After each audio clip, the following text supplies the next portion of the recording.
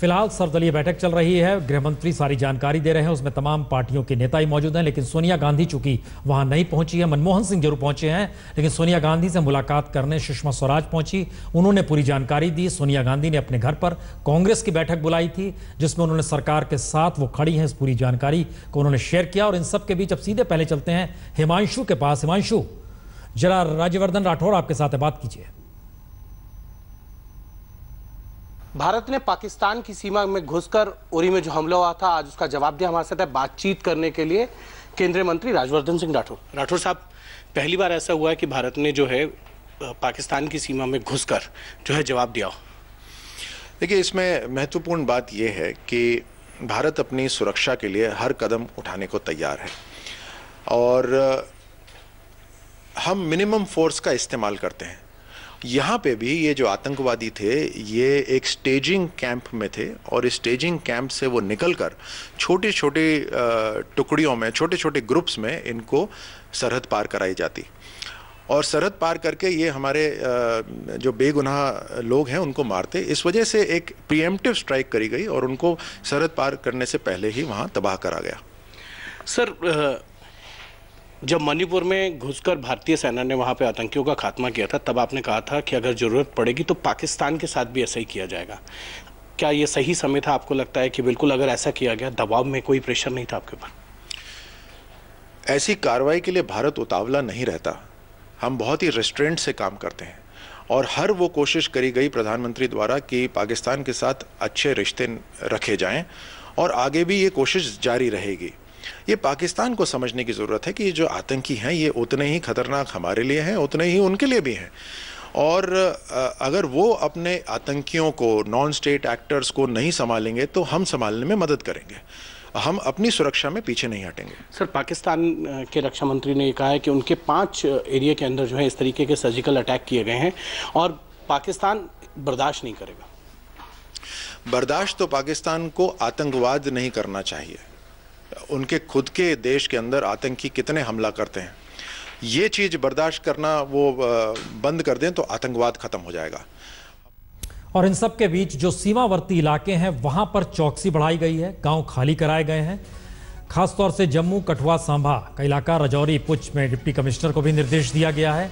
सिर्फ जम्मू कश्मीर ही line of control पर ही नहीं, बल्कि अंतर्राष्ट्रीय बॉर्डर जो इसके अलावे 3 राज्यों में है, जो कि पंजाब की सीमा से लगता है, राजस्थान की, गुजरात की, उन जगहों पर भी व्यापक तरीके से वहां बीएसएफ मूव कर रही है। हम पहले सीधे चलते हैं आपको, चूंकि राजस्थान और की सीमा से सटे हुए पाकिस्तान की सीमा जो है वो 2 दिन से एक्सरसाइज भी कर रही थी। शरद, क्या जानकारी है वहां पर, सीमा पर किस तरह की हरकत है? देखिए, सीमा पर अपनी जी बात करें तो आर्मी का मूवमेंट पिछले 2 दिन से लगातार जारी है। हालांकि सेना का लगातार ये कि 2 दिन से कह रही है कि हमारा 2 अक्टूबर से एक्सरसाइज होना है, इसलिए मूवमेंट है। लेकिन सेना का भारी जमवाड़ा सीमावर्ती इलाकों में पिछले 2 दिन से चल रहा है। इसके अलावा जो है सेंट्रल इंटेलिजेंस की टीम और स्टेट इंटेलिजेंस की टीम के साथ मिलकर चारों तरफ जिला मुख्यालयों पर, थानों में, हर जगह वहां पर बंकर बनाए जा रहे हैं, छतों पर, जमीनों पर। तो ये जो स्ट्राइक हुई है ये कोई अचानक से नहीं हुई है, पिछले 2-3 दिनों से लगातार तैयारियां की जा रही हैं और बड़े पैमाने पर बंकर बनाए जा रहे हैं। साथ ही जितने जो एक्स आर्मी मैन हैं उनको, इसके अलावा जो एक्स पुलिस मैन हैं उनको सबकी एक सूची तैयार करके थाने में उन्हें बुलाकर एक ट्रेनिंग दी जा रही है। तो लगातार जो है एक तरह से जो होमवर्क था वो इस दिशा में चल रहा है। जो बीएसएफ के डीआईजी हैं वो सीमा पर ही कैंप कर रहे हैं।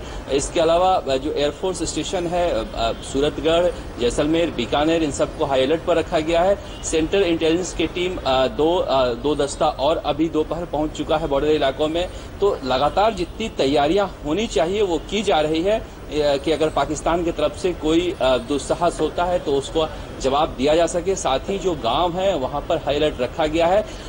साफ है, आप लगातार जो आईजी BR मेघवाल है उन्होंने आज तक से बातचीत करते हुए कहा है कि सीमा पार उधर पाकिस्तान की तरफ काफी हलचल देखी जा रही है। तो ऐसी बात नहीं है कि भारत की तरफ ही हलचल है, पाकिस्तान की तरफ भी हलचल देखी जा रही है। श्रीगंगानगर, जैसलमेर, बाड़मेर के इलाकों में वो कौन लोग हैं, क्या कर रहे हैं, इसके बारे में अभी तक उधर से कोई सूचना नहीं आई है। जहां तक भारत सरकार का कहना है कि कभी पहले भी सेना अभ्यास करती रही है अगर बॉर्डर पे, तो एक दूसरे देशों को सूचना दी जाती है, लेकिन इस बार पाकिस्तान ने भी सूचना नहीं दी है कि हम यहाँ पर अभ्यास कर रहे हैं और अभ्यास जारी है। जी सत्येंद्र, जानकारी अटारी बॉर्डर पे क्या है, क्योंकि आवाजाही ट्रकों की होती है, वहां से रेलगाड़ियों की आवाजाही होती है, बस भी आती है, उस पर कोई रोक लगाई नहीं गई है, लेकिन किस तरह की जानकारी मिल रही है? देखिए प्रसून, सबसे पहले तो मैं ये बताना चाहूंगा कि आज 12 बजे के करीब खुद गृह मंत्री ने पंजाब के मुख्यमंत्री प्रकाश सिंह बादल को फोन करके ये जानकारी दी कि आप 10 किलोमीटर इलाका बॉर्डर से लगता हुआ वो पूरा खाली करवा लें, और उसके बाद से बीएसएफ, पंजाब पुलिस के जवान गांव-गांव में जाकर माइक से अनाउंसमेंट की और 4 बजे तक का वक्त दिया गया था। जो गांव बिल्कुल बॉर्डर के पास लगे हुए हैं कि 4 बजे तक आप बॉर्डर खाली कर दे, अपने गांव खाली कर दीजिए। इसके अलावा जो है बीएसएफ की मूवमेंट वहां पर बढ़ गई है, सेना की मूवमेंट वहां पर बढ़ गई है। अगर अटारी बॉर्डर और हुसैनी वाला बॉर्डर की बात करें तो दोनों ही जगह पर जो सेरेमनी होती है शाम को, फिलहाल उसको जो है बंद कर दिया गया है। इसके अलावा जो लोग, क्योंकि जो लोग सेरेमनी देखने जाते हैं वो तकरीबन दोपहर में ही जाना शुरू हो जाते हैं, तो जो लोग वहां पर जा रहे थे उनको वापस जाने के लिए कह दिया गया है। और जो पाकिस्तान की तरफ से, जो पंजाब की तरफ जो व्यापार होता है, जो ट्रक्स आते हैं, जो जेसीपी वहां पर बनी हुई है, फिलहाल वो कारोबार चल रहा है, लेकिन तनाव चारों तरफ साफ देखा जा सकता है। और कहीं ना कहीं जो व्यापारी है वो खासे तनाव में है, क्योंकि कईयों के ट्रक पाकिस्तान की तरफ फंसे हुए हैं और कईयों के ट्रक हिंदुस्तान की तरफ फंसे हुए हैं, तो उन लोगों में कहीं ना कहीं तनाव व्याप्त है। दूसरी तरफ पंजाब के मुख्यमंत्री प्रकाश सिंह बादल ने 6 बजे कैबिनेट की मीटिंग बुलाई है, जिसमें क्राइसिस मैनेजमेंट से जुड़े हुए तमाम अधिकारियों को उपस्थित रहने के आदेश है। इसके अलावा पहली बार ऐसा हो रहा है कि कैबिनेट मीटिंग में सभी एमएलएज को भी मुख्यमंत्री साहब ने बुलाया है। जाहिर सी बात है 10 किलोमीटर का एरिया रातों रात खाली करना है, और पूरा पंजाब कहीं ना कहीं तरन तारण, अमृतसर, फिरोजपुर, गुरदासपुर, पठानकोट, पूरा पंजाब कहीं ना कहीं बॉर्डर से लगता है, तो कहीं ना कहीं ये जो है मुशक्कत कहीं ना कहीं सरकार को करनी पड़ी होगी। गोपी, गुजरात के सीमावर्ती इलाके कच्छ फ्रंट से खासतौर से कोई खबर? जी बिल्कुल प्रसून जी, आपको बता दें कि जो तीनों दल है, तीनों दल को अलर्ट पर रख दिया गया है। हालांकि गुजरात का जो कच्छ है, कच्छ के जो बॉर्डर्स इलाके हैं, यहाँ पे बीएसएफ तैनात है। हालांकि जो 70 किलोमीटर का जो इलाका है वो पूरा क्रिक इलाका है जो बॉर्डर से सटा हुआ है। उसके बाद वहाँ पे मानव बस्ती शुरू होती है। तो यही वजह है कि अभी जो हमारी डिप्टी सीएम से बात हुई, डिप्टी सीएम ने ये साफ तौर पर कहा कि यहाँ पे गाँव को खाली करवाने की इतनी ज़रूरत नहीं है, क्योंकि जो गवर्नमेंट ऑफ इंडिया का ऑर्डर है वो यही है कि शुरुआत जो 10 किलोमीटर का एरिया है उसे खाली करवाया जाए।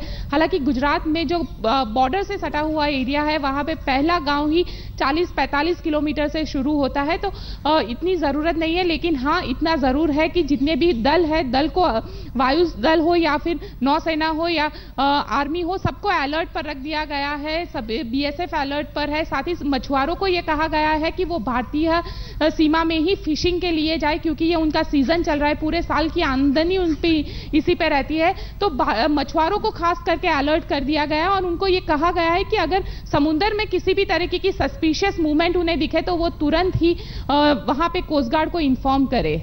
प्रसून जी, चलिए, जल थल वायु तीनों के अधिकारी इस वक्त हमारे साथ चूंकि मौजूद हैं। हम एक ब्रेक के बाद लौटेंगे, तब यह सवाल होगा कि किस तरह की तैयारी, और ये तैयारी पाकिस्तान के किसी रिएक्शन के इंतजार के बाद की है या उससे पहले जो सर्जिकल स्ट्राइक हुई है उसका एक व्यापक रूप भी देखने को। पहले हम सीधे चलते हैं लाइन ऑफ कंट्रोल, जहां पर शुजा मौजूद है, जो गांव खाली कराए जा रहे हैं। शुजा, क्या जानकारी और क्या देख पा रहे हैं? जी बिल्कुल, मैं इस वक्त उड़ी के इलाके में हूं और उड़ी के जो फॉरवर्ड पोस्ट है, जो लाइन ऑफ कंट्रोल के सटे गांव है, वहां से बहुत सारे लोग उड़ी के टाउन में जमा हुए हैं। जिनसे भी हमने बात की, उनका सिर्फ यही कहना था कि अगर जंग होती है दो मुल्कों के बीच में तो आखिरकार नुकसान उन्हीं का होगा। एक और गिला उन लोगों का सरकार से है कि उन लोगों के लिए तैयारी का मौका नहीं मिला, कोई बंकर नहीं बने हैं, किसी तरीके का जो इंतज़ाम होना चाहिए था वो नहीं हुआ है। कुछ दिन पहले हालांकि यहाँ की इंतज़ामिया ने, एसडीएम ने उनको बुला के बोला था कि अगर ऐसी कोई हालात पैदा हुए तो वो अपने आसपास के जो स्कूल्स हैं उनमें जमा हो जाए। इनफैक्ट आज भी बहुत सारे लोगों को यही बताया गया है आर्मी की तरफ से, इंतज़ामिया की तरफ से, कि अगर किसी तरीके की गोलीबारी शुरू होती है तो उन लोगों को स्कूलों में जमा होना चाहिए और वहाँ से फिर उनका इवैक्यूएशन किया जाएगा। लेकिन मैं आपको बता दूं कि बहुत सारे ऐसे लोग हैं जो ऑलरेडी निकल चुके हैं अपने आसपास की जगहों पे, जहां उनके रिश्तेदार हैं, जो जगह रिलेटिवली सेफर है, वहां पहुंचे हुए हैं और यही उम्मीद कर रहे हैं कि ये बात आगे ना बढ़े, किसी न किसी तरीके से जंग के जो हालात हैं उनको नहीं।